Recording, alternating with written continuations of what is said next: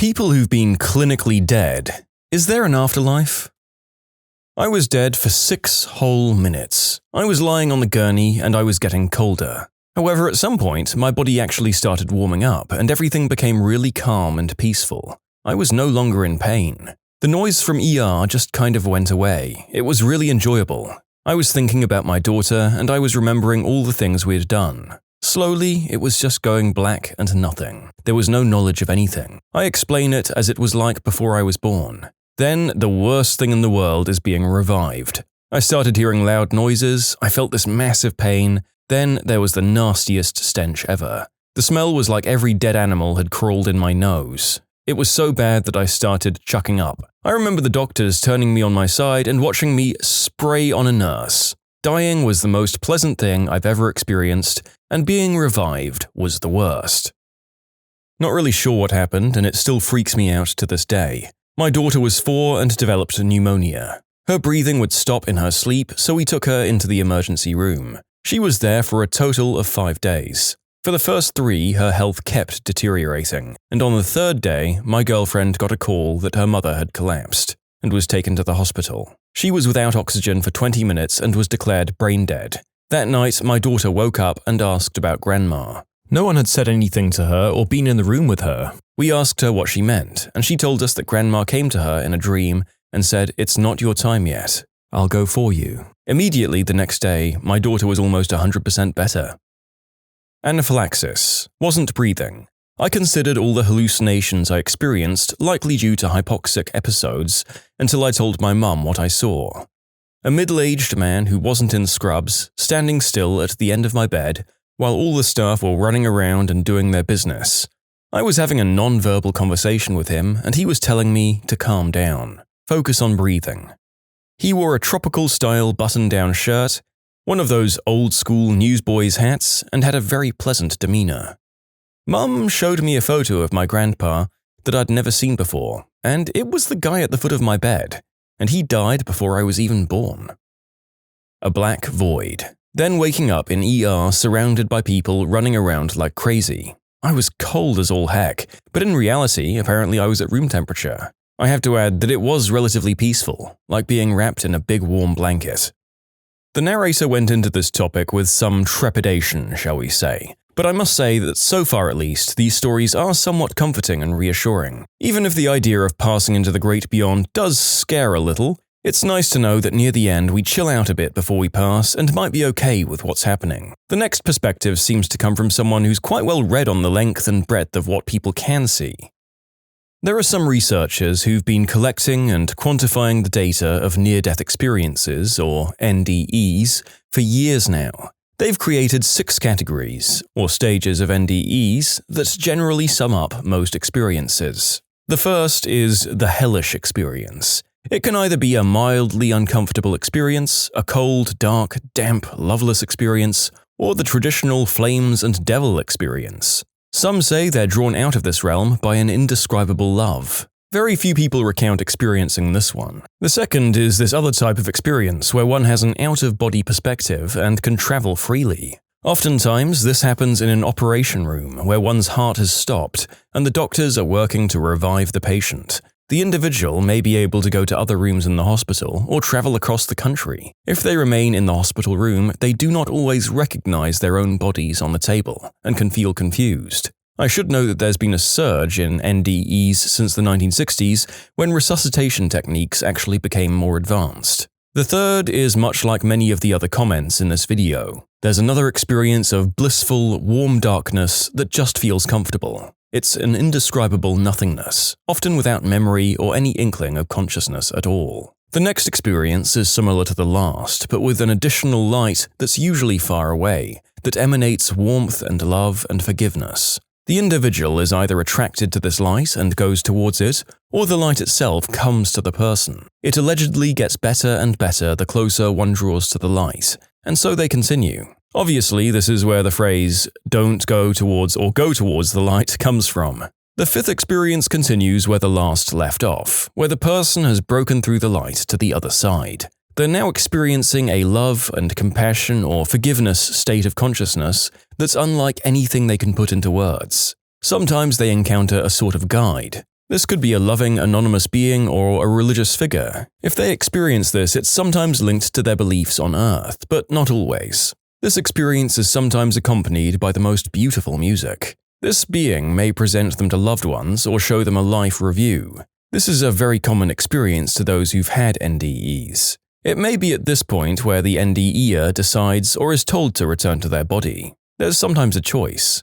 Often they choose to because they have work left to accomplish in their lives. And I put that last part in quotes because of how many people cite that as their reasons for coming back. The sixth and final experience goes beyond the previous state of love and consciousness and is experienced only by relatively few people compared to the previous others. They say that they experience a becoming one with the universe or universal energy that unites everything and maybe a god. They've stated that they understand everything and that knowledge is known just by thinking of a topic. As a disclaimer, people have different words to describe all of these experiences, but what they typically agree on is that words themselves can't come close to explaining the encounter. For all of the aforementioned NDEs, most experiences are overwhelmingly pleasant, they lose the fear of death, and they cannot wait to return to this state. However, they know they must wait for now. The NDEs that I've looked into pretty much all fall into these categories, so I'd like to hear any others that might not.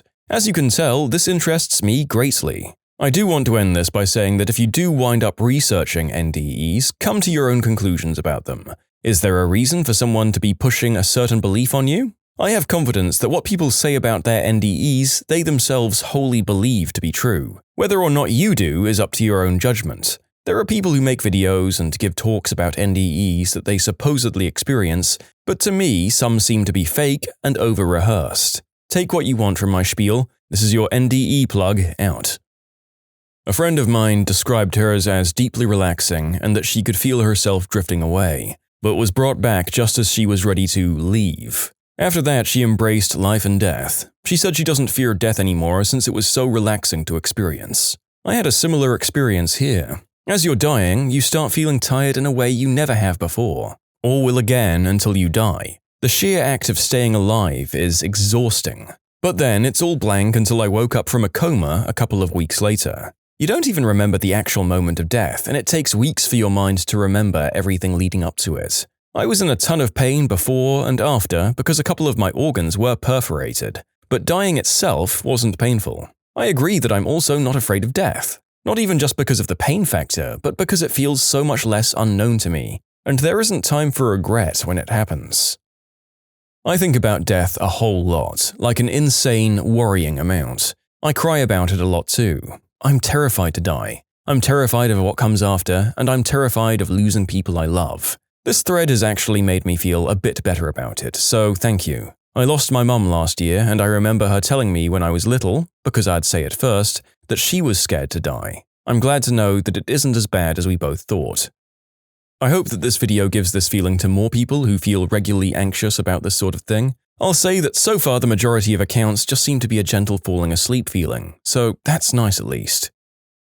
My girlfriend is anaphylactic, and it is triggered by a chemical called salicylate, which is found in pretty much every food. When she was in high school, she had her first big reaction, and the school nurses refused to administer her EpiPen, adrenaline shot, until the ambulance got there. Now, obviously, having an anaphylactic reaction doesn't give you a lot of waiting time, so by the time the ambulance got to her school, she was in pretty bad shape and barely conscious. The paramedics immediately administered one of her EpiPens, called the nurses fricking idiots, and loaded her into the ambulance as her mother arrived. She continued to fade, so they gave her a direct injection of adrenaline this time. Still nothing. They gave her a second direct injection of adrenaline, and this time it hits her about 30 seconds later, all at once, and her heart fails. She stops breathing, no pulse, nothing, dead to the world. For about 2 minutes and 46 seconds, she was clinically dead. And the scariest thing is, she saw nothing. She tells me that when you're losing consciousness, you can't tell the difference between waves of drowsiness and when your body actually shuts down. All she saw was the darkness of her eyelids, and it felt like going into an extremely calm sleep, where she couldn't hear or feel anything, and she didn't even mind it. All despite the fact that her mother and paramedics were screaming at her to keep her eyes open, and the ambulance was flying towards the hospital. She miraculously came back to life almost 3 minutes later as they were giving her chest compressions. and the cardiologist that assessed her later stated that all the adrenaline in her body was enough to not only stop her heart, but also to restart it, with a little help from the paramedic pumping it around. But still, to this day, she can't differentiate falling asleep after a long day and dying. You can submit your own stories to be featured here on the channel. The story submission link is in the description below. And if you want to listen to some vibey music in the background, check out easymode, also linked below, and subscribe. OD'd, flatlined, didn't see a darn thing. When they hit me with the Narcon, I woke up really mad, ripping IVs out of my arms, cursing out the poor, amazing staff who'd saved my life. Good times. 6 years ago now, with all that crap behind me, luckily. This is my story exactly, waking up just angry as all heck. I want to go back to sleep. I told the medics to frick off. I'm going back to sleep, and I heard the scariest, "Do not fricking go back to sleep." Like he meant it with every fiber of his being. So terrifying. I didn't get to go back to sleep. I was on loads of morphine, so it's still really hazy, and the fact that it happened almost 6 years ago doesn't really help the memory, but I'll try to recollect as accurately as I can what happened and what I experienced. I had appendicitis, and my foster parents at the time didn't take me to the hospital until 2, almost 3 days after it had burst. I should have been dead well before they took me. Even the doctors called it a miracle. Well, I died while waiting for surgery. I had to wait for a pediatric surgeon to come in because no one else felt comfortable performing the surgery on a case this bad with a child this size. The morons took me to the adult hospital, not the pediatrics, which was 40 minutes away. I was 14, 5'3", and weighed 75 pounds soaking wet. So while I was waiting for the surgeon, I was in a room with me, the doctor, my 2 foster parents, and my grandmother, who was a residential nurse. Like I said, I was on a lot of morphine and couldn't really focus on much, and couldn't really do anything. The monitor I was hooked up to would beep really loudly from time to time, and the intervals between beeps started to decrease rapidly. Turns out I wasn't breathing. I was conscious for the most part, I just kept forgetting to breathe. Doctors had to keep nudging me so I wouldn't sleep.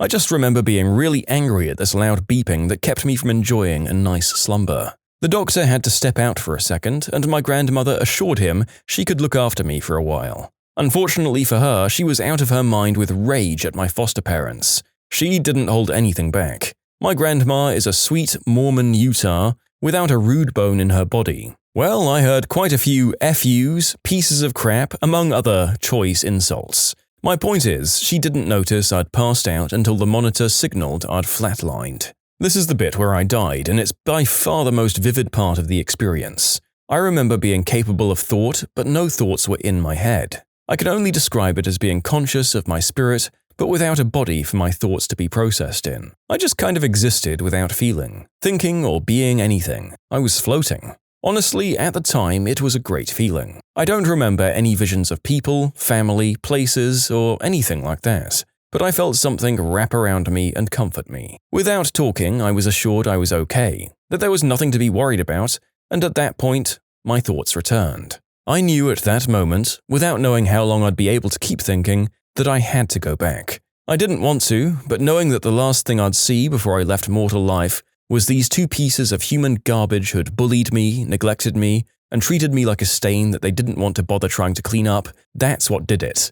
I wanted to get back to my body, fix my fricking life so I could go back and live with my bio parents and feel loved again. In that moment, that's all I cared about. And then I sort of willed myself back. Doctors had tried to resuscitate me but failed. Everyone was shocked when I woke up, and seeing the tears in my grandma's eyes after thinking she had lost me, that did it. I fixed my life. I reinvented myself and threw out all of my anger, depression, rage, and everything else that put me in Brent and Karen's home. Honestly, the only anger I felt, the burning hatred kind that makes me want to do anything possible to release it, in the last 5-ish years since I moved from their home, is when I think about them and how they're still fostering youth in custody, and probably pulling the same crap with those kids. I live about an hour away from where they are now, and I have to restrain myself from driving up there, kidnapping those kids and taking them to the authorities with an explanation of why. The only reason I haven't done that is because I've tried telling the authorities what kind of people they are. I guess the words of a juvenile screw-up don't stack up against the lies from people who've practiced this crap for years.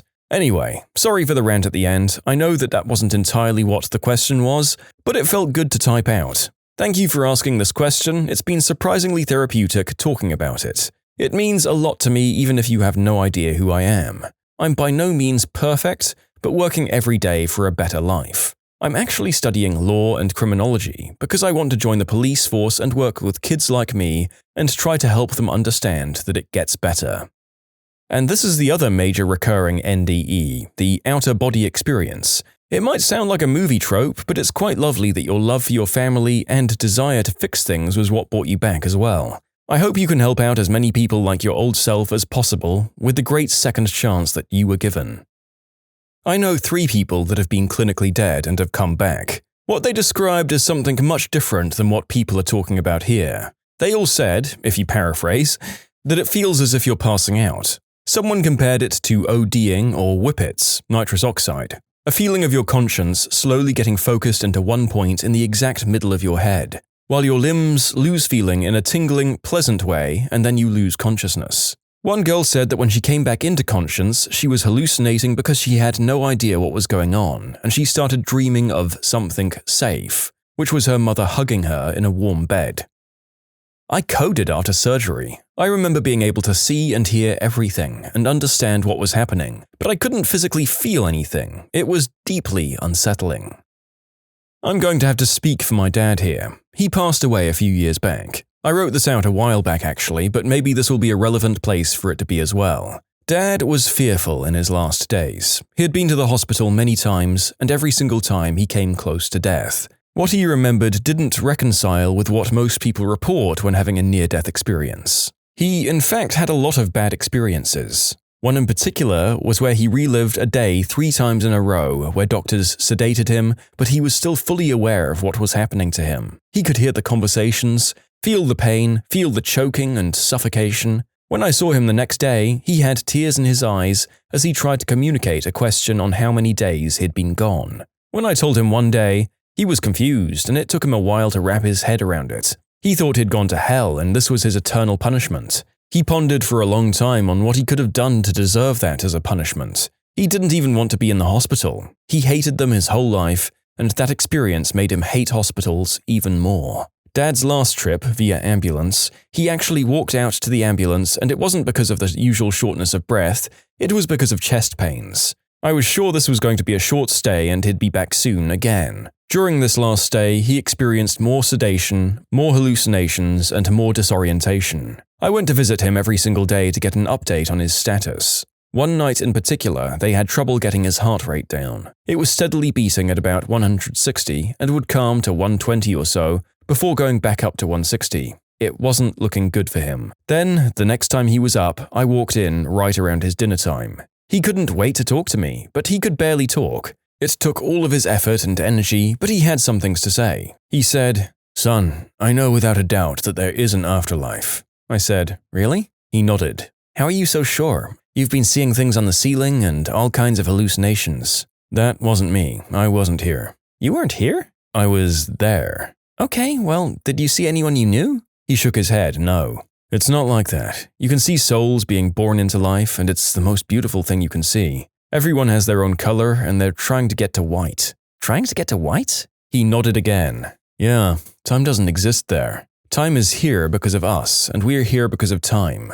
I should have done more." He looked at his hands. "I could have been another Jimmy Page." He was referring to his skill as a guitarist. "I could have done more." "But you were the greatest dad, and..." He smirked a little to indicate that this wasn't what he meant. "Do more and do everything you can." "So, like carpe diem? Seize the day?" "Yeah, do everything you can. Don't worry about the consequences. Everyone finds their way. People worry too much about the consequences. Just do good and do as much as you can. Everyone eventually gets there. Tell the family." "Can I tell everyone?" "Yeah, tell everyone." "Okay, Dad. I'll tell everyone." Dad nodded in agreement. I could tell he was tired by this time. "I love you, Dad." "I love you too, son." This was the last conversation that I had with him. I miss him terribly, and I've been trying real hard to find myself again after his passing. It's been a long time, and I've been able to cope with it enough to finally write this all out. I hope it finds someone that needs to hear it.